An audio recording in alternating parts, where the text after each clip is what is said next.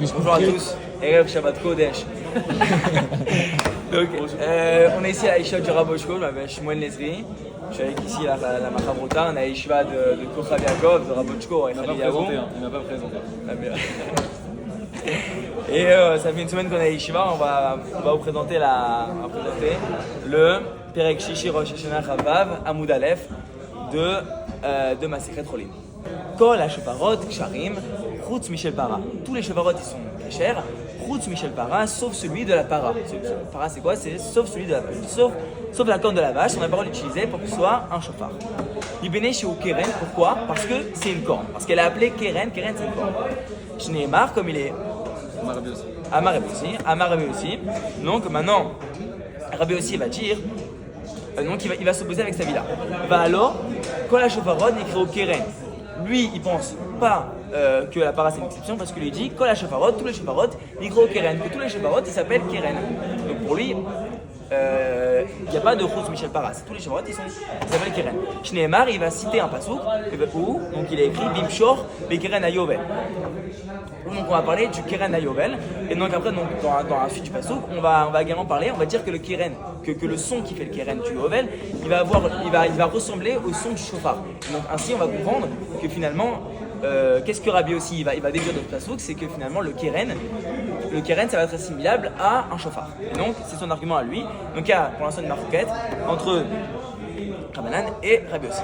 Sur le passouk Parce qu'on fait le passouk parce que la preuve de Rabbi aussi pour dire que finalement le Keren c'est le son du shofar. Parce que nous on n'a pas tout le passouk, on a une seule partie du passouk, le passouk il est coupé, c'est dans Yoshua Perek Vav passouk Rei. Alors passouk on dit Vaya bimshor bekeren ayovel keshomachem et kol hashofar.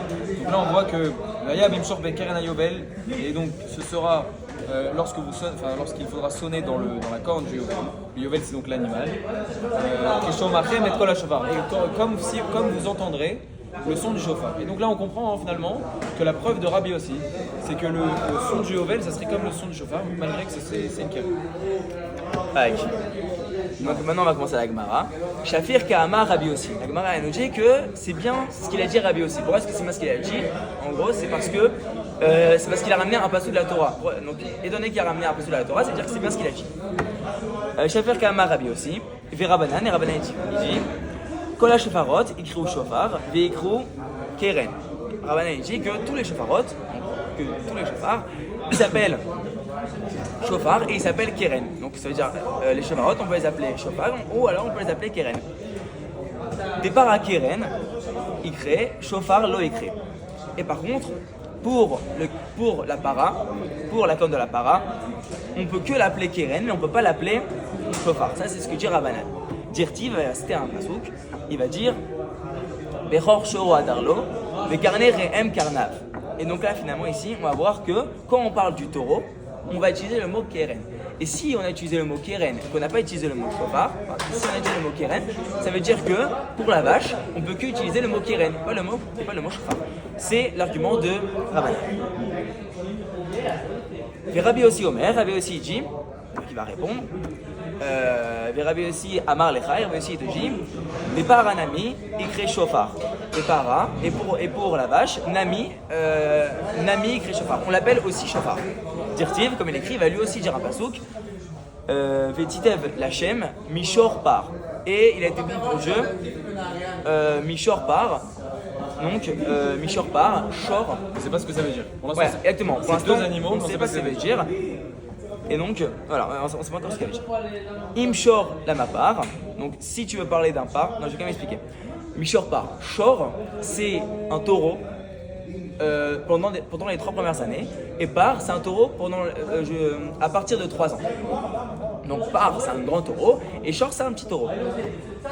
Donc là, on a une question d'Agmara. Imshor la ma part. Si tu voulais me parler dans ce passouk-là d'un shor, pourquoi est-ce que tu as dit le mot par? Ve'im par la machor. Et si tu voulais me parler d'un par, pourquoi est-ce que tu m'as dit le mot shor? Et la ma shor, par. Donc, qu'est-ce que ça veut dire finalement ce shor par? Et donc, on répond que c'est mi-shofar. Ça veut dire en fait, c'est un peu comme un jeu de mots finalement. Qu'est-ce que le passouk il a entendu par shor par? Il a entendu shofar. Et donc là, vu que c'est un jeu de mots, finalement, on pourrait conclure que la corne du taureau peut être appelée chauffard, parce qu'il y a un jeu de mots, shorpar, avec donc qui peut se faire un jeu de mots avec chauffard.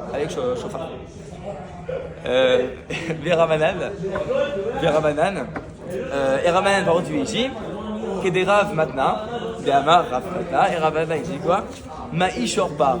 Pourquoi est-ce qu'on dit Shorpar? Lui il dit un autre avis, Shio Gadol Kepar. C'est parce que donc finalement ce shor, il est Gadol, il est grand comme un par. Simplement. Donc lui il dit que c'est pas une question de jeu de mots, ça n'existe pas, c'est juste que ce shor là, il était grand comme un par.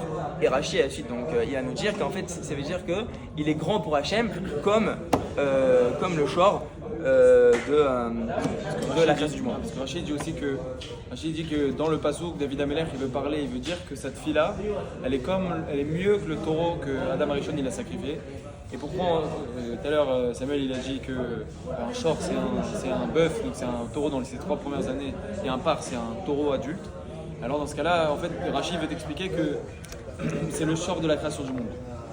Quand il a été créé, il était déjà sous la forme adulte. C'est pour ça qu'en fait, Rashi, il explique le passouk de David Amelech. C'est pour ça qu'il écrit shor par. C'est pour ça que le shor par, donc c'est pour ça finalement que shor qui est pas gadol qui est pas. Parce que du coup, il était grand comme un par. Oula Amar, Oula il dit Aïno Tama de Ravanan, Kederav Chazda. Kederav Chizda de Amar. D'Amar Rafrizda, c'est-à-dire Oula il a dit donc la raison de Rabbanan qui est comme Rafrizda, et Rafrizda il dit Mibene ma en kohen gadol nichnas bigdei zahav lifnai velifnim la avod avoda. C'est quoi la raison pour laquelle donc les kohen gadol c'est quoi la raison pour laquelle il n'y a pas de kohen gadol qui rentre dans le lifnai velifnim, dans le Saint des Saints, pour faire donc, le travail divin. Avec des habits en or.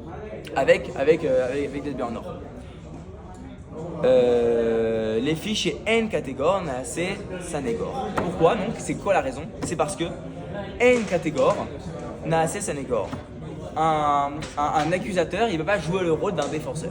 Donc là, c'est quoi un peu comment est-ce qu'on peut expliquer finalement? C'est parce que on ne peut pas utiliser comme défenseur, on ne peut pas utiliser pour défendre le peuple juif un vêtement qui va nous faire souvenir une faute. Et donc, ce qui va constituer un accusateur. Donc, finalement, on ne peut pas utiliser un vêtement qui est un accusateur. Pourquoi? Parce que ça va nous faire souvenir une faute, comme un défenseur pour défendre le peuple juif. Explique la faute. La faute, oui, évidemment. Pourquoi est-ce que ça nous fait souvenir une faute? C'est parce que donc, les vêtements en or, ça va nous faire rappeler le veau d'or. Vélo, ve'aïchadam par, et qu'en est-il du sang du taureau? C'est quoi le sang du taureau? C'est le sang du taureau qu'on verse sur le. On le verse dans le Kodesh HaKodashim. On verse dans le Kodesh HaKodashim pour faire une offrande. Oil, ve'eshtane. Pourquoi est-ce que là c'est pas un problème? Pourquoi? Parce que donc il a été transformé et retransformé. Donc pourquoi? Donc c'est parce que donc là finalement on peut se poser la question, si on n'a pas le droit d'utiliser un accusateur pour défendre, pourtant on fait des offrandes avec le sang de la vache. Or la vache, ça va également nous rappeler le veau d'or. Ainsi donc on peut se poser la question, pourquoi pour les Kohen Gadol c'était interdit et pour le Dampar on a le droit? Pourquoi? Parce que ici donc la raison c'est quoi? C'est Eshtane. Ça a été transformé et retransformé. Ça veut dire qu'il est pas reconnaissable. Exactement, ça veut dire qu'on ne peut pas reconnaître. C'est pas parce qu'on voit du sang être aspergé qu'on se dit ça c'est du sang du taureau et donc ça va nous faire souvenir. Ça va pas nous faire souvenir parce que ça va pas nous faire souvenir directement. Pourquoi? Parce que ça a été transformé. Vaïcha Aaron vekaporet v'charouv. Et qu'en est-il du Aaron, du kaporet et du karouv? Karouv c'est un chérubin et kaporet c'est donc le Aaron c'est l'Aaron Kodesh et kaporet c'est le rideau qui est devant l'Aaron Kodesh. Je sais pas, mais en tout cas, il me semble que c'est ça. Mais en tout cas, les trois étaient en or et donc c'est pour ça qu'on pose la question. C'est comme les trois ils sont en or, alors on va te dire, et qu'en est-il là la Gemara essaie de trouver toutes les exceptions pour essayer de trouver Catégor, Nessa, Sanégor. Et elle va dire, et qu'en est-il de la parouchée, du karouv et du reste? Parce que, donc là, on a dit le premier argument de Veshtane Veshtane, on a dit que c'était parce que c'était transformé que vous pouvez utiliser d'un part. Or là, c'est pas transformé, ni le haron, ni le caporet et ni le karouv. Donc on peut se poser la question, et c'est ce que fait la Gemara. Et là, donc, la Gemara répond, Chotne, la kriv, kamrinan. Et finalement, pourquoi? Parce que ces trois éléments, ils ne sont pas rotés by la kriv. C'est quoi roté by la kriv? C'est une action par laquelle le fauteur il va se rapprocher de Dieu. Or là, le fauteur, le fauteur, il va pas se rapprocher de Dieu. C'est-à-dire que tu fais pas d'action avec. Exactement, on ne fait pas d'action avec ni le haron, ni le rideau, ni avec le chérubin, parce que comme on a dit, c'est un objet fixe. Et donc finalement, ça ne va pas nous rapprocher de Dieu nous-mêmes. Après, on va poser également une autre question. Ve'aecha, kaf ou marta. Kaf ou marta, c'est deux types de pelles qu'on va utiliser. Et donc là, parce que pourtant ça, on les utilise. Ça veut dire ça, c'est ni roté balishnae, ils sont en or. C'est ni roté balishnae, c'est ni eshtane, c'est ni ça a été transformé, et ni c'est roté baliakriv, parce que c'est nous on se rapproche avec. Donc là, il y a une question. Pourtant, on utilise bien le kaf ou marta. Ainsi, on dit quoi? On dit roté balitnae kamrinae. Pourquoi? Parce que lui, il ne respecte pas le roté balitnae. Ça veut dire c'est quoi? Ça veut dire quoi? Ça veut dire roté balitnae. Ça veut dire que le fauteur, il va s'embellir avec cette action-là. Or là, avec une pelle, il va clairement pas s'embellir le fauteur. Ainsi, donc, c'est parce que le fauteur ne va pas s'embellir avec l'objet que on a pu l'utiliser. En gros, ce que la Gemara essaie de nous expliquer, c'est que la règle, le principe de N catégor des Sassénégor, qui est l'avis de Rabbanan pour interdire la corne de la para, c'est de nous dire que pour être catégor des Sassénégor, on doit respecter des règles. Si toutes ces règles ne sont pas respectées, si une des règles n'est pas respectée, alors dans ce cas-là, c'est pas une catégorie de Sassénégor. C'est pour ça que là, la Gemara est en train de voir plusieurs cas. Et par exemple, le cas du kaf ou marta, on aurait pu dire que c'est roté balakri parce que j'utilise la pelle et le marteau pour m'approcher de Dieu. Et comme c'est pas, comme il a dit Shmuel, balitnae, comme c'est pas, je m'embellis pas avec la pelle et je m'embellis pas avec, dans ce cas-là, ça respecte pas cette condition et donc ça rentre pas dans une catégorie de Sassénégor. Et là, maintenant, on va voir un quatrième élément qui est obligatoire pour se rapprocher, pour être catégore d'un Sassénégor. Ve'aecha big des Zaav et mibachutz. Et qu'en est-il des vêtements en or qu'on utilisait à l'extérieur?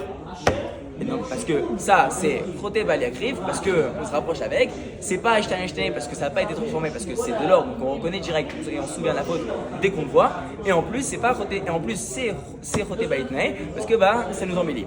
Donc là, ça remplit les trois conditions. Donc là, il y a une question finalement sur le big des Zaav, mibachutz. Donc là, c'est quoi la réponse à Gemara? C'est mimifnim kamrinan. C'est parce que ça doit être dans le Kodesh Kodashim que ça doit être utilisé pour être un accusateur. C'est-à-dire que pour que ce soit un accusateur, il faut que l'objet soit utilisé dans le Kodesh Kodashim. Shofar navi bachutz. Et donc là, on a une question. Si on revient à notre cas du shofar, maintenant qu'on a compris c'est quoi les 4 éléments nécessaires pour être catégore, un Sassénégor, pour qu'on ne puisse pas l'utiliser pour que ce soit le shofar.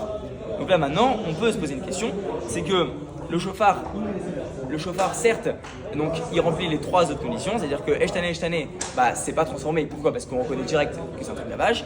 Ensuite, roté baliakri, on se rapproche de Dieu avec ça. Ensuite, roté balitnae. Le roté balitnae, c'est une question. Pourquoi? Parce qu'en fait, pourquoi est-ce que ça nous embellit? Parce que finalement, quand quelqu'un il va savoir faire, il va savoir bien sonner le shofar, l'image qu'on va avoir de lui, elle va être plus belle. Et donc finalement, il va s'embellir grâce à cette mitzvah de sonner le shofar. Et donc là, par contre, il nous reste un élément, c'est midachut, c'est bifnim. Parce que finalement, le shofar, on ne l'utilise pas dans le Kodesh Kodashim. Et c'est ce que dit la Gemara. Shofar navi bachutz. Le shofar, lui, il est également en dehors. Kevan, delisgaron, ou kebifnim dami. Ça veut dire que, c'est quoi la réponse de la Gemara? C'est parce que le fait que le shofar, ça nous rappelle comme si on était dans le Kodesh Kodashim. Donc ainsi, vu que ça nous rappelle comme si on était dans le Kodesh Kodashim, c'est comme si on était nous-mêmes dans le Kodesh Kodashim. Et donc ça remplit les 4, et donc c'est catégone à Sassénégor. Et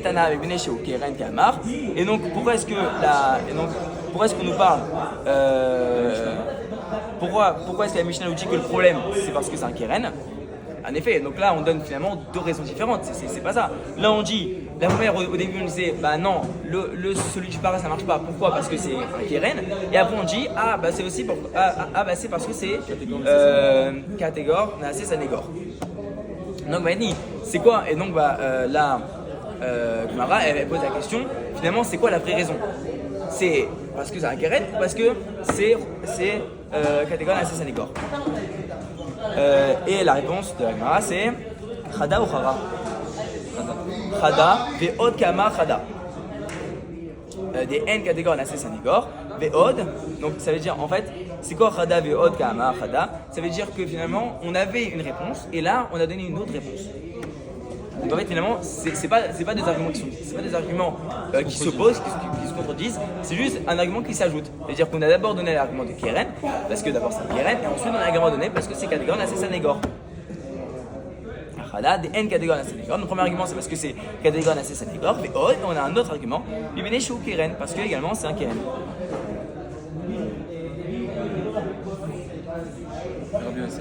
Rabbi aussi Amar, Lecha, et Rabbi aussi Tuji. Des cas à Marthe, N catégorie assez sanégor, Anémilim, Bibifnim. Et donc, lui il dit qu'en fait, qu'est-ce que dit Rabbi aussi? Rabbi aussi va dire qu'en fait, pour lui, il n'y a pas de oui, parce qu'on se souvient que c'est dans le Kodesh HaKodashim, alors c'est comme si on était dedans. Pour lui, il n'y a pas ça. C'est les mots, c'est soit on est dedans et alors ça marche, soit si on n'est pas dedans le Kodesh HaKodashim, alors c'est pas considéré comme concrètement comme bibifnim. Donc en gros selon lui c'est juste si on est vraiment bibifnim ça marche, mais il n'y a pas de truc de ouais on se horaire etc. Tu veux continuer ou tu veux continuer? Ouais je crois vas-y continue. Je crois que j'ai pas Je connais pas la suite trop. Et pourtant, qu'est-ce qu'il veut dire Rabbi aussi? Il dit mais le chauffard il est dehors, donc et pourquoi tu vas essayer de m'expliquer que comme le chauffard c'est un zikaron, alors c'est comme s'il était à l'intérieur. Lui il dit anémilé bibifnim, il y a écrit que catégorie de Sénégor c'est à l'intérieur, alors ça reste à l'intérieur. Des cas à Martha, et comme tu as dit, Mipne chez Keren, comme tu as dit, comme les Rabbanan ils ont dit que à cause du fait que c'est une Keren, alors on ne peut pas utiliser la corne de la vache. Kol Shavot Nami Ikru Keren, tous les chauffards sont également appelés Keren. Donc là il redonne sa raison qu'il avait donnée dans la Mishnah. Abayama, Rabbaye il dit, Aïnou Tamayo de Rabbanan Shofar. C'est quoi la raison des Rabbanan sur un chauffard, sur le chauffard? La Shofar Echad. Shofar Echad, c'est-à-dire qu'il y a un seul chauffard.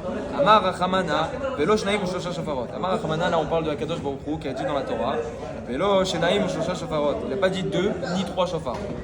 C'est-à-dire, des para Kevan des Kae Gilde Gilde.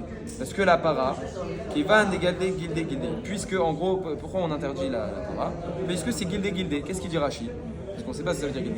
Echol Shana Veshana, Ichet Osef Tov, Veu Kemin Geled Mosif al Geled Rishon, Vitachlito Shel Rishon Techilat Hasheni. En gros, qu'est-ce que ça veut dire? Ça veut dire que quand la corne de la vache elle pousse, elle a une pousse spéciale. Quand elle se pousse pas d'un coup. Il y a une première peau, il y a des couches qui se rajoutent. C'est ça Geled. Geled, c'est une couche qui vient se rajouter. Et en gros, selon eux, c'est comme s'il n'y avait pas un seul chauffard, c'est comme s'il y avait plusieurs chauffards. C'est pour ça qu'il interdit. Et comme c'est guildé, ça ressemble à 2 chauffards ou shosha shofarot ou à 3 chauffards. Et pourtant t'as enseigné dans la Mishnah, tu m'as aussi dit que c'est aussi shokeren. Kamar chada, veot kamar. Il a dit une chose, mais il a dit aussi une autre chose, comme on a vu tout à l'heure. C'est qu'il a dit une première chose, mais il ne contredit pas la chose qu'il a dit avant. C'est une chose qui vient s'ajouter. Le shofar echad, amar achamana, velo shnaim shosha shofarot. Donc il a dit, premier argument, c'est que pourquoi Rabbanan ils interdisent, c'est qu'il a dit que c'est un seul shofar et pas 2 ou 3. C'est pour ça que la corde de la vache s'interdit, parce qu'on a vu que guildé, la pousse de la corde de la vache elle est spéciale, c'est comme s'il y avait 2 ou 3 shofars. Veod, il a dit autre chose, et encore, ipne shel keren, parce que c'est une keren. Donc là c'est la vie qu'on avait vu dans la Mishnah de Rabbanan.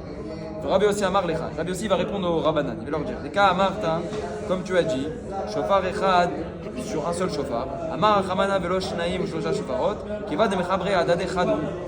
C'est pas parce que, en gros, qu'est-ce qu'il va dire Rabbi aussi? Il n'est pas d'accord avec l'argument de Gildé. Lui, il va dire que les couches qu'il y a sur la corne de la vache, c'est comme si elles étaient liées, elles sont liées ensemble, et elles font un seul shofar. Et donc là, il n'y a pas de problème avec Shnaim ou Shosha Shofarot. Ok. Comme tu as dit, que c'est à cause du fait que c'est une keren. Il redonne son argument qu'il avait donné dans la Mishnah. Maï Mishma, donc là la Gemara elle va complètement changer de sujet. Elle va poser une question. Elle va dire Maï Mishma de Yovla Lishna de Djicha. D'où est-ce que tu as entendu que Yovla, que le Yovel c'est l'animal, on parle de l'animal, Lishna de Djicha. C'est un langage de Djicha. Djicha c'est un mâle, c'est-à-dire que c'est un bélier, Aïn. Ou des Tanya. Donc là, la Gemara va essayer d'expliquer d'où la Gemara, d'où ils ont entendu que Yovla, c'était forcément pour désigner un mâle. Des Tanya, il y a écrit dans une braïta, Amar Rabbi Akiva il a dit, quand je suis allé en Arabie, Ayou Korin les Djicha, on appelait Djicha, donc on appelait un Aïn, Yovla, on appelait un mâle, Yovla. Et donc là, Rabbi Akiva il a dit que finalement, c'est de là qu'il a appris que le Djicha mâle, donc le bélier, on l'appelle Yovla. Amar Rabbi Akiva, et Rabbi Akiva il aussi dit, chez Alarti les Galia, quand je suis allé à Galia, Ayou Korin et Nida Galmouda, on appelait une femme Nida, donc c'est une femme qui ne peut pas toucher son mari, Galmouda, on l'appelait Galmouda, étrange comme nom. Maï Galmouda, c'est quoi Galmouda, ça veut dire quoi? Gemoula Damibal, ça veut dire qu'elle est sevrée de son mari. D'où on apprend que Gemoula, ça vient d'où? Ça vient du passouk dans la Torah quand Yitzhak fut sevré. Abraham il a fait une fête pour Yitzhak, et là-bas il y a écrit qui gemel ou qui gamil, ça veut dire que Yitzhak fut sevré. Et donc en gros la femme d'Ina c'est comme si de la même manière que quand un bébé n'est plus allaité par sa mère, il est séparé de sa mère, et de la même manière qu'une femme est séparée de son mari lorsqu'elle est Nila. Rabbi Akiva il a dit que Shalarti l'Afrique, quand je suis allé en Afrique, Ayo Korin les Mea Kshita, on appelait Mea c'est une pièce, Kshita on l'appelait Ksita. Les Maï Nafkamina, c'est quoi? Qu'est-ce qu'on apprend là? Les Frouchés Mea Ksita, c'est pour t'apprendre le Mea Ksita. Pour t'apprendre le Mea Ksita qui se trouve dans un passage de la Torah. Pour te dire que Mea Ksita, ça revient à Mea, donc à 100 pièces. Okay, donc ça c'est ce qu'on a vu. Doraïta, quand il est écrit dans la Torah, alors je crois que c'est quand Yaakov il parle, quand Yaakov il fait une vente. Donc Mea Danki, c'est Mea Ksita, c'est Mea Danki, donc c'est la même, c'est Mea, mais donc pièce qu'on a vue. Amar Rabbi il a dit, chez Alarti les Karaki, les Kichayam, pardon. Quand je suis allé sur les villes côtières, quand je suis allé sur la côte, Ayou Korin les Mechira, on appelait une vente Kira, on l'appelait Kira. Les Maïnaf Kamina, c'est quoi la conséquence juridique de ça? C'est qu'est-ce qu'on apprend? Mina les Frouchés Asher Karichili, c'est pour t'apprendre Asher Karichili, c'est un pasouk. Asher Karichili, si on regarde dans Torah en Shalem, c'est dans Bereshit, vous voyez, ça doit être. Bref, ça doit être Yaakov, je pense. Asher Karichi, c'est là on apprend de là que Asher Karichi, ça veut dire qu'il s'est fait vendre, donc il a acheté et qu'il s'est fait vendre. Ensuite, qu'est-ce qu'on a vu? On a vu Amar Rabbi Shimon ben Lakish. Qu'est-ce que va dire Rabbi Shimon ben Lakish? Chez Alarti les Troum Ken Asharia. Quand j'ai dépassé le Troum, c'est une zone qui entoure une ville. Quand je suis arrivé au niveau de cette zone-là, qui est de Ken Asharia, Ayou Korin les Kala Ninfi. On appelait une Kala, une mariée, Ninfi, on l'appelait Ninfi. Beletar Negol et une poule et un coq, pardon, on l'appelait Servi. Servi, comme on dit tous les jours dans les brachot, on dit à noter la servie dans la frite, etc. Les Kala Ninfi, Maïkara. Pourquoi une Kala on l'appelle Ninfi? Parce que ça vient du passou qui est fait neuf mesos kol haaretz. Qui est fait neuf mesos kol haaretz. Ça veut dire que c'est un beau paysage qui réjouit en quelque sorte toute la terre. Et quand on dit Yefenov, on parle de Jérusalem, et Mesos Kol Haaretz, Arsion Kiryat Melerav, on parle de Akadosh Baruch Hu. Et donc c'est pour ça qu'on appelait, parce que Yefenov, Ninfe, ça se ressemble. Et donc finalement c'est de là qu'on apprend que c'est pour ça que ça s'appelle Ninfe. Mais les Tarnegol servi, et un coq est appelé servi. Amar Rabbi Oda, et Rabbi Oda il a dit, Amar Rav, au nom de Rav, Veiba et Tema, si tu veux dire aussi, Rabbi Shimon ben Levi, Rabbi Yoshua ben Levi, pardon. Maïkara, pourquoi ça appelé Tarnegol servi? Pourquoi un coq est appelé servi? Michet betuchot chorma, o minatan la servi bina. C'est un passou qui dit, qui a donné en quelque sorte aux reins, betuchot c'est les reins, on va voir après, betuchot chorma, la sagesse, o minatan la servi bina. Et il a donné au coq le discernement. Bina, c'est donc le discernement de savoir quand il fait jour et il fait nuit, donc il a donné au coq une certaine forme d'intelligence. Michet betuchot chorma, et l'uklayot.